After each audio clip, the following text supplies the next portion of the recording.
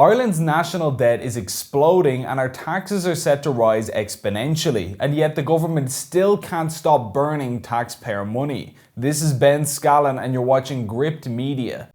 With the economy shut down by law for over a year, we've heard repeated warnings both from the ESRI and the government itself that Ireland is facing significant tax hikes in the coming years to pay for the brutal government spending in 2020 and 2021. Even the IMF has urged Ireland to increase its tax rate. And with our national debt about to hit €250 billion, Ireland being the third most indebted country in the developed world, it's really no wonder why the government would want to shake down the public for a few extra quid. But before we all go dutifully reaching for our wallets to fork over yet more money stacks for the state, let's stop for a moment and look at just 10 examples of how they're spending our money already. Starting off with a classic blast from the past, we have number 1, the Dáil's €2 million printer. Now, I bet you forgot about this, didn't you? The human brain has a funny way of suppressing mind-numbing information. As reported by The Guardian at the end of 2019, Irish Parliament red-faced over printer too big to fit through the doors. A series of debacles over an €808,000 state-of-the-art Komori printer has this week left officials red-faced, triggered an inquiry and prompted jokes about Monster Inc. After the machine, measuring 2.1 meters high by 1.9 meters wide, arrived in Ireland last December, officials at the legislature, the Oireachtas, discovered that it did not fit into the building. They could not return it to the UK manufacturer because the contract had already been signed. So they moved it to an industrial estate until September, paying storage fees. Which, by the way, as an aside, were in the thousands of euros to store it at the taxpayer's expense. While builders tore down walls and embedded structural steel to create more height clearance at Kildare House, racking up €236,000 in additional costs. The printer is now installed, but idle because of an industrial relations dispute. According to the Irish Times, Oireachtas staff refused to operate it, saying they need training and a pay rise, and in any case, IT colleagues are reluctant to grant it server permissions, meaning it cannot run. In the end, the cost for this 800 grand printer ended up running the Irish taxpayer over €2 million, more than double the original cost. The Dáil clerk, Peter Finnegan, defended the exorbitant waste, saying, while there is absolutely no denying that a series of mistakes were made during the project, the mistakes arose from human error. They were honest mistakes and made by staff who were seeking to improve the printing services for members. So what? It's okay to burn millions of euros of the people's money as long as it's an accident? Do you honestly think that that excuse would wash for even 1 second in the private sector? And then the icing on the cake of this story, as of October last year, the printer was still totally unused. As reported in Extra.ie, infamous €2 million Dáil printer has yet to print a single page. There is no date set for when the Oireachtas expects the Komori GL429 printer to be operational. Now, aren't you so glad you pay your taxes? Money well spent, I say. Number 2, the St. James's Children's Hospital. Believe it or not, the cost of this project is still rising as we speak, with no immediate drop-off in sight. Back in 2016, when planning permission for the hospital was first secured, an initial 650 million quid in funding for the hospital was set aside, and Leo Varadkar, as Fine Gael Health Minister, told RTE that, quote, short of an asteroid hitting the planet, the National Children's Hospital would be built by 2020. However, by 2018, the cost had already ballooned to €1.43 billion, more than double the original estimate, and was set to be built by August of 2022, 2 years after Leo's assured timeline. Worse still, by 2019, the following year, it was found to have reached €1.7 billion, with the expense rapidly snowballing. However, last year, DCU Professor Paul Davis warned that the €1.7 billion figure did not factor in the cost of installing computer systems, inflation for construction projects, or a rise in fresh cost claims from the developers. Speaking to News Talk at the time, Professor Davis said, in estimates, by the time we are finished with putting everything in with the actual fit out, we could be looking at close to €2.4 billion, making it one of the most expensive buildings in the world, particularly of a hospital scale. For an idea of this, the most expensive hospital ever built in human history is the Karolinska University Hospital in the Swedish city of Stockholm, which also experienced repeated controversial delays and ended up costing Sweden Swedish taxpayers €2.2 billion. But do you want to know the difference between the Karolinska Hospital and our one? The Swedish hospital has 3 times as many beds as the Irish one. So in real terms, Swedish taxpayers got significantly better value for money than we are. Recently, it was revealed that the economic shutdown of 2020 had delayed construction so severely once again that the hospital's timeline has had to be postponed even further, and now it will likely not be completed until the latter half of 2024 at the earliest, cost unknown. God alone only knows what the final expense will be. Number 3, the Dáil had a 2-hour-long party that cost taxpayers almost €500,000. I don't even know how it's possible to blow this much cash, but Irish politicians, as always, found a way. From the Irish Mirror, breakdown of the Dáil's 2-hour €460,000 party in 2019, which saw €11,000 spent on music. Politicians splashed out almost £500,000 of taxpayer money for a 2-hour Dáil bash last year, including almost €11,000 to compose music for the day. The unbelievable costs were clocked up through bills such as €50,000 for audiovisual, €40,000 to build a temporary set for the afternoon speeches and performances, and €30,000 to rent the mansion house, which they took for 6 days for the one afternoon event. The bill for music composition, arranging and artistics coordinator and music rights was €10,950. Now just ask yourself this, if this money was coming out of their own pockets personally, do you think that the cost would have been anywhere remotely near that $500,000 total? My eye it would. It's only because they know you and I are footing the bill that they can justify such luxury. Number 4, President Michael D. Higgins' expenses. Then of course we have the poet in the park himself. As seen in the Irish Examiner, President's use of jet cost taxpayers over €5,600. President Michael D. Higgins' use of the government Learjet to an event in Belfast cost the taxpayer about €5,670. The president is under fire from his rival candidates over his use of the jet to fly to an event in Belfast, which they have branded as extravagance and a waste of taxpayers' money. Yeah, no kidding. President Higgins flew to Belfast from Dublin Airport on the Learjet on May 29th to deliver a speech at Queen's University.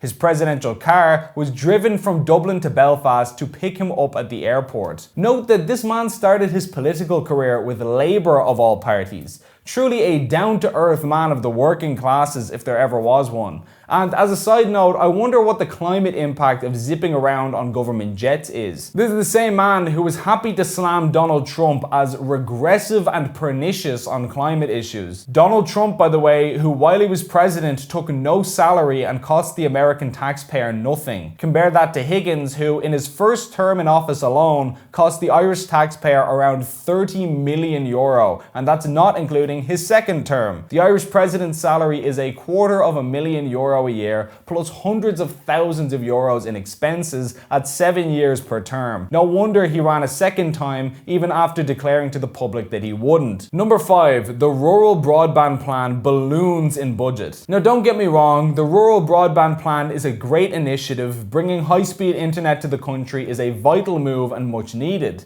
The bit that I'm having trouble understanding is how the original €500 million investment back in 2014 turned into at least $3 billion by 2019, 6 times the original estimate. As the Irish Independent said, rural broadband to cost multiples of original estimates. Rolling out high-speed broadband to more than 500,000 homes and businesses will cost many multiples of the $500 million originally estimated, it has emerged. Already reeling from the cost overruns of the National Children's Hospital, Taoiseach Leo Varadkar has denied that the National Broadband Plan is set to become another runaway expense on the taxpayer. As the project will be far more expensive than anticipated, we must consider how the public finances can bear that additional expense, said Mr. Varadkar. Just another day in the life of the Irish government, eh? Everything either massively over budget, significantly late, or both. Number 6, sewage treatment plant goes over budget. For a long time now, Ireland's sewage system and wastewater treatment facilities have been severely overloaded and in need of upgrade. And what do you know? You'll never guess what happened last year. The upgrade spiraled over budget. Now, who could have seen this one coming? Costs for the upgrade of the country's largest wastewater treatment plant increased by almost 25% over 3 years. The Ringsend treatment plant in Dublin, which treats 40% of the entire country's sewage, is expected to need around €500 million to boost its overloaded capacity. It had previously been costed at around €400 million, but the Commission for the Regulation of Utilities reported the forecast expenditure had increased by €89 million. You notice they never start the work and then find out the project is actually cheaper than expected. That basically never happens. Costs go one way in this country, and that's up, at least when the state is involved. Number 7. 5.5 billion per year on NGOs. Now, because it's such an unfathomably large figure, a lot of people can't actually grasp how big €5.5 billion is. To help you wrap your mind around this, Ireland's entire annual budget is just under 90 billion per year, and 5.5 billion of that goes towards our massively bloated NGO sector.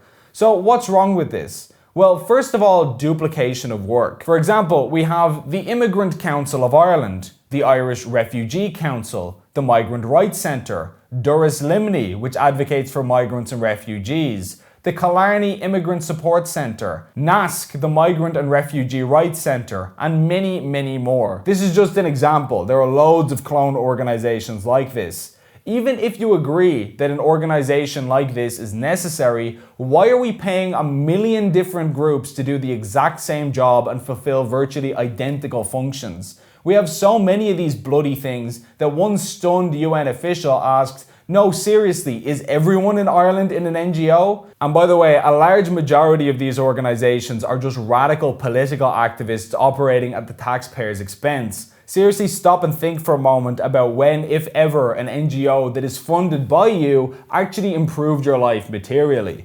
Exactly. If most of these entities were shut down tomorrow, would anyone even notice other than the extreme left activists who work at them? And quangos are just as bad, costing the taxpayer millions annually. The sector overall is the biggest scam going. Number 8, RTE. No qualifier here, no need to elaborate, just RTE in general is a waste of money. You're talking about a mediocre at best broadcaster with massively overpaid presenters. Take Ryan Tubridy, who is paid £500,000 a year. Compare that to the President of the US, who is paid €360,000 a year. Ray Darcy is on around $500,000 as well, while a neurosurgeon is on around $363,000. Scare Byrne is on $250,000, while NASA astronauts are on $120K. Miriam O'Callaghan is on £320,000 per year, while your average nurse is on $33,000, etc., etc. You get the idea. And yet this is the organization which constantly tells us that they're broke and need to be saved by the taxpayers or they'll be out of business. Let me ask you this. How the hell do you make €180 million in public funding guaranteed from the license fee every year and you're still going out of business? Literally, they're in the perfect position, and that's before advertising and commercial revenue and so on, which is another €150 million or so. Every household in the country has to pay them €160 per year by law or risk prosecution. Police will literally come to your house and jail you if you don't pay the public broadcaster, and still they can't survive and they're barely treading water financially. Honestly, you have to ask, how incompetent are they exactly? The government even want to introduce yet another fee, this time a screen tax, to help RTE scrape by.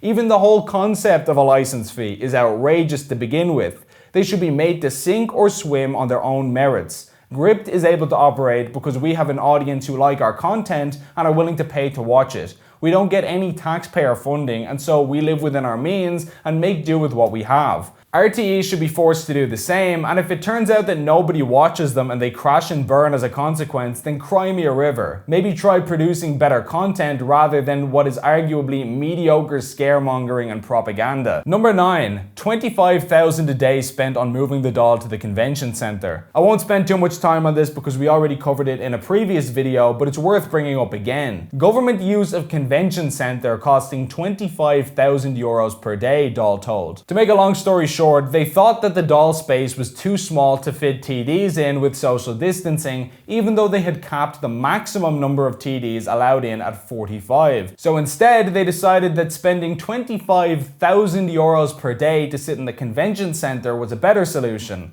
One would have thought that a pinch of imagination could have worked out a workaround here, but I guess imagination is in short supply, whereas piles and piles of taxpayer money are not. Number 10. World Health Organization contributions. Just last year, after US President Donald Trump defunded the WHO, our government announced that we would be quadrupling our contribution to show Ireland's support for the organization. Now, I know what you're thinking. How is the World Health Organization a waste? Especially with the past year we've had. Don't we need organizations like the WHO more than ever? Well, maybe this piece of information will color your view of things. From NBC News just a few years ago, WHO spends more on travel than on AIDS or malaria.